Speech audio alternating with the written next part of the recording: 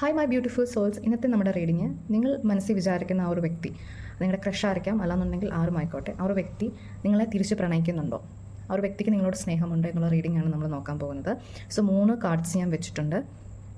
Pile number 1, 2, 3. Okay, ഇതിലേതെങ്കിലും attraction തോന്നുന്ന ആ ഒരു വ്യക്തിയുടെ പിക്ചർ മനസ്സിൽ കൊണ്ടുവന്നിട്ട് ആ ഒരു വ്യക്തിനെ തിങ്ക് ചെയ്തതിന് ശേഷം ഈ 3 കാർഡ്സിൽ ഏതെങ്കിലും ഒരു കാർഡ്സ് നിങ്ങൾ ചൂസ് ചെയ്യുക.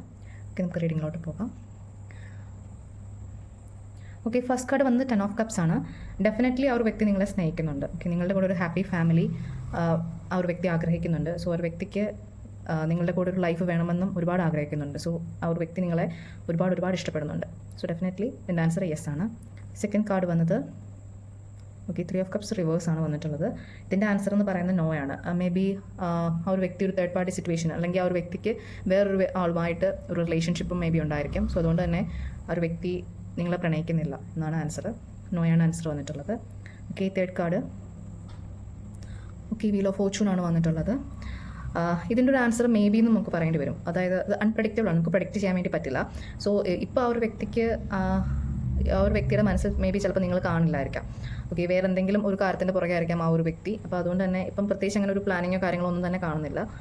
പക്ഷേ മേ ബി ഫ്യൂച്ചറിലേക്ക് വരുന്ന ടൈമിൽ ഈ ഒരു വീല് നിങ്ങൾക്ക് ഫേവറബിൾ ആകുന്നൊരു ടൈമിൽ ആ ഒരു വ്യക്തി നിങ്ങളുടെ അടുത്തോട്ട് വരാനായിട്ടും നിങ്ങളുടെ ഇഷ്ടം കാണാനായിട്ടുള്ള ചാൻസസ് വളരെയധികം ഹൈ ആണ്. സോ അപ്പം ആ ഒരു വ്യക്തിക്ക് ഡിസിഷൻ എടുക്കാനുള്ളൊരു നിങ്ങൾക്ക് ഫേവറബിൾ ആയിട്ടുള്ളൊരു ഡിസിഷൻ എടുക്കാനുള്ള ചാൻസ് വളരെയധികം ഹൈ ആണ്. ഈ ഒരു ടൈം ആ ഒരു വ്യക്തി നിങ്ങൾക്ക് ഫേവറബിൾ ആയിട്ടുള്ള ഡിസിഷൻ എടുക്കാനായിട്ട് ആ വ്യക്തിക്ക് പറ്റുന്നില്ല. സോ അതുകൊണ്ട് തന്നെ അൺപ്രഡിക്റ്റബിൾ ആണ് ഇതിൻ്റെ ആൻസർ. മേ ബി എന്നുള്ളൊരു ആൻസറാണ് വരുന്നത്. ഓക്കെ, പ്രെഡിക്റ്റ് ചെയ്യാൻ വേണ്ടി പറ്റില്ല. സോ ഇതാണ് നിങ്ങളുടെ റീഡിങ്. Okay, thank you.